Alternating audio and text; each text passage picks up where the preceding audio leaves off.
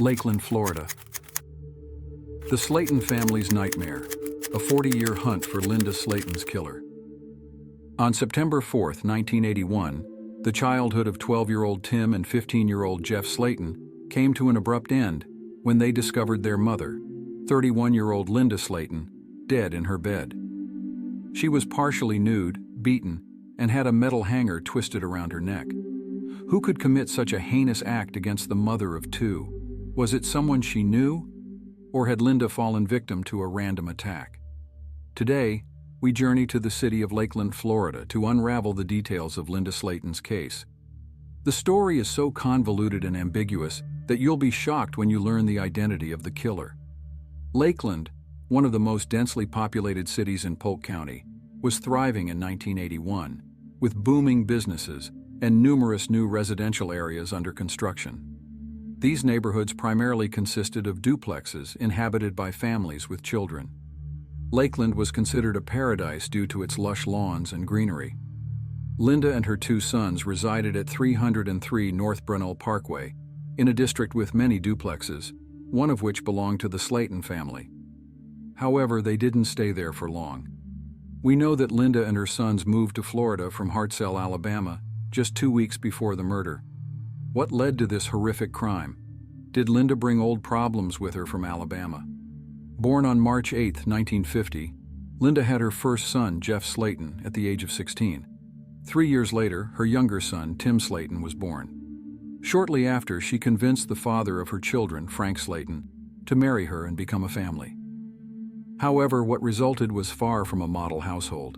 As a husband, Frank seemed to be a cruel man who regularly abused Linda and the children. Jeff and Tim recalled their father often turning into a real monster, beating them and their mother. He was an aggressive alcoholic. Linda increasingly contemplated divorce, and in 1974, after 9 years of marriage, she finally left Frank Slaten, taking her sons with her.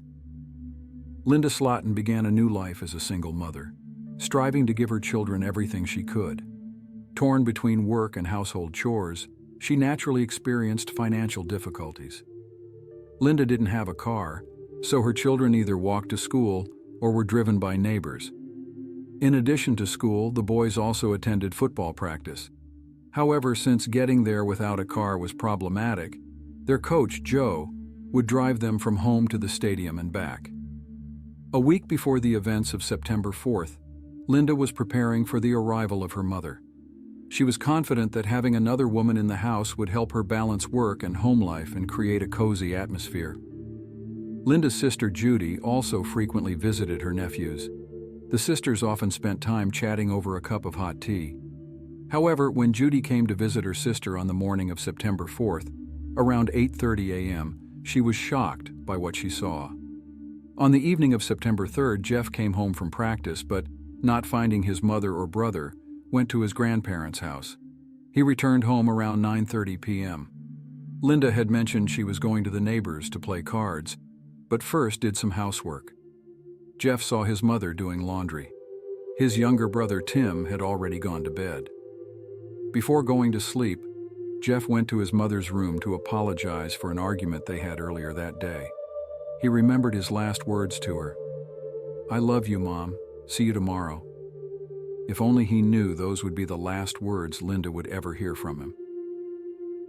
At 8:30 a.m. on September 4th, Linda's sister Judy came to their house. She knocked on her sister's door but received no answer. She was surprised Linda was still in bed, as she usually woke up before the boys left for school. Judy went outside and noticed one of the curtains was missing from the window in Linda's room, and the window was wide open. Re-entering the house, she went straight to her sister's room and this time opened the door. She saw Linda's body, screamed, and a janitor working outside called 911. Linda was lying across the bed, her head hanging off the edge. The young woman was half naked, with a wire hanger twisted around her neck. There were no signs of a struggle in the room. The closet was open, but otherwise everything looked normal, with Linda's belongings in their usual places. The police arrived fairly quickly, along with reporters and onlookers. The area was cordoned off with yellow tape. Crime scene, do not cross. Linda's children were awakened and asked to leave the house, Now a crime scene. Jeff was able to walk past his mother's room without looking at her body, but Tim glanced inside and saw his mother dead. The boys were sent to their grandparents' house for the duration of the investigation. Linda was 31 years old at the time of her murder. After Jeff and Tim left for their grandparents' house, Sergeant Edgar Pickett from the Lakeland Police Department arrived at the crime scene. He was the first in a series of detectives to investigate the case and immediately discovered a key clue. On the same window where the curtain was missing, he found a palm print that didn't belong to the victim. To determine the exact cause of death, Linda's body was sent to the coroner. Bruises were found on her shoulders, arms, and neck, and the fact that she was partially undressed indicated a possible sexual assault. After the autopsy, the conclusion arrived. Linda was first brutally beaten and raped, then strangled with a wire hanger from her closet. The palm print on the window could have provided an excellent DNA sample, immediately leading the police to a suspect. However, DNA analysis was not widely available at the time. To find the killer, the police moved along the Slaten family tree. The first suspect was Linda's ex-husband, Frank Slaten. Detectives had heard that Frank was aggressive and cruel, beating his wife and children and showing no concern for them. Unsurprisingly, he immediately fell under police suspicion and was detained for questioning. However, it was soon discovered that on the night of the murder, he was in Alabama. Still, the police did not remove him from the list of suspects. The second suspect was Linda's eldest son, Jeff. Why? First, he had a major argument with his mother the day before the murder. Second, Linda's relationship with her son was quite strained. As the oldest child in the family, he experienced tremendous pressure, first from living with a cruel father and then with a single mother. They often fought, but Jeff always tried to reconcile with his mom. He did the same thing the night before Linda's murder. The police questioned the teenager twice using a polygraph. He passed both tests without issue and was only then removed as a suspect. The third suspect was Linda's boyfriend, an unnamed white man who was also quite close with the victim's children. However, the polygraph test revealed nothing suspicious, leaving the police without any suspects. In 1991, detectives got a lead. In the area where Linda was killed, a criminal with similar patterns was apprehended. A man named Jimmy Ulmer was accused of nearly killing a 10-year-old girl by pulling her through a bedroom window. The police investigated this character and discovered he was sentenced to 80 years in prison. He also lived in the same neighborhood as the Slaten family. For the police, he became suspect number one. However, there was a problem. At the time of Linda's case investigation, Jimmy had already died. DNA testing was impossible without exhuming his body. Fortunately, Jimmy's mother provided a sample of her DNA, which did not match what was found at Linda's murder scene. Weeks, months, and years passed, but the case remained unsolved. The Slaten brothers had to come to terms with their new life.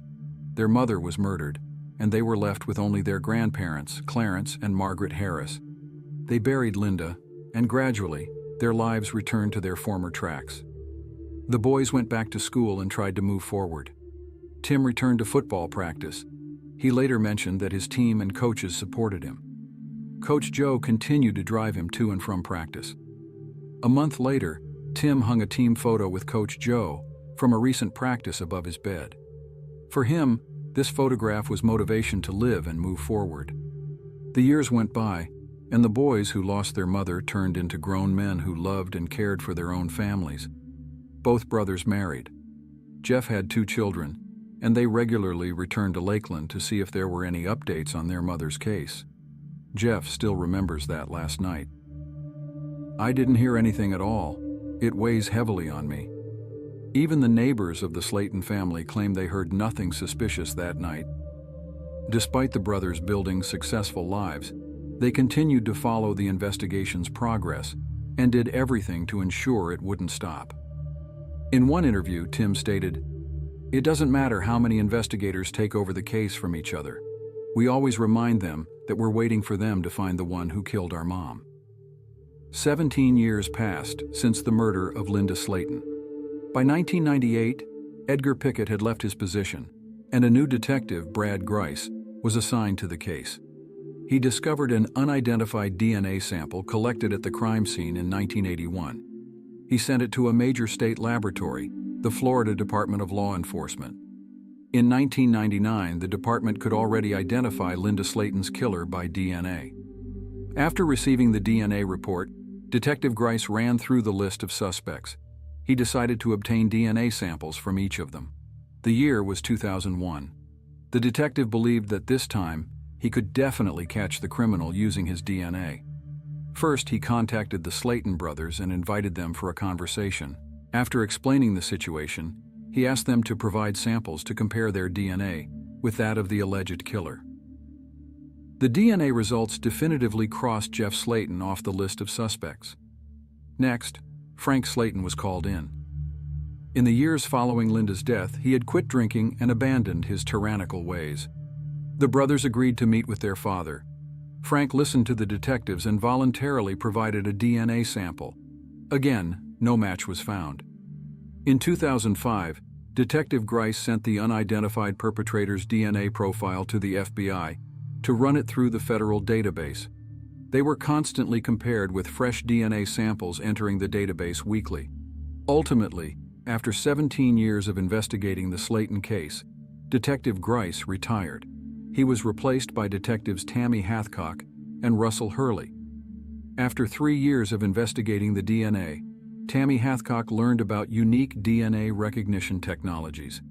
She sent the sample from the crime scene to the expert working in the department. CeCe Moore, the genealogist in charge of the site worked for, used birth certificates, marriage licenses, and other documents to construct a family tree with shared DNA. Thus, based on the DNA sample taken from Linda Slaten's murder scene, 3 branches of a family tree were compiled, leading to the person who killed Linda Slaten. This was a turning point in the investigation that left the Slaten brothers in shock. The face of the killer had been in Tim's photo from football practice all along. The man in the photo standing behind Tim was Joseph Clinton Mills, also known as Coach Joe. Everything indicated that he was the likely killer of Linda Slaten. The police looked into Mills's background and discovered he had been accused of grand theft, but fell under the statute of limitations and was never convicted. However, the police databases stored his fingerprints and palm prints. As you may remember, Detective Edgar Pickett found a palm print at the crime scene. Comparing Mills's palm print to the one found in Linda Slaten's home, the police found a perfect match. However, to prove Joseph Mills's guilt, a DNA match was also required. The detectives decided to obtain a sample from Mills without his knowledge. They searched the trash from the container at Mills's house and examined the contents. Among other garbage, they found a bandage with traces of blood, which they sent for testing. While the detectives awaited the lab results, they decided to conduct a more in-depth study of the suspect's background. Joseph Mills, 58, spent most of his life in Kathleen, 30 minutes away from the crime scene. He was married and had managed to have children and grandchildren. 2 weeks later, the response from the laboratory arrived. Mill's DNA from the crime scene matched the DNA found on the bandage. Authorities wanted to be certain before notifying the brothers. In December 2019, Mills was arrested and brought in for questioning. In 1981, at the time of the murder, Joe was only 20 years old. The day after the crime, Mills was questioned, but only by phone. He told police that on the night of the murder he came to Linda's house to have consensual sex. However, detectives suspected he was lying. They theorized that Mills had been watching Linda for some time as he drove her children to practice. According to Mills's testimony, the police pieced together a picture of that evening. After Joe dropped the boy off from practice, he waited until the house was empty and climbed through the window into Linda's room.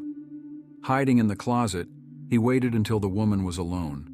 Then he emerged from his hiding place, beat, raped, and strangled Linda with a wire hanger from the victim's closet.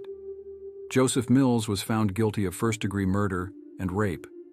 After his confession, Mills faced the family of the murdered woman. They still couldn't understand what drove him to kill their mother. From the back of the courtroom, they shouted, "Why? I just want to understand why, Joe. Why did you kill our mom? Why did you take her from us? We were so happy." Mills merely said he was a good person. Linda Slaten's family never received an apology or remorse from him. Mills was sentenced to life in prison without the possibility of early release.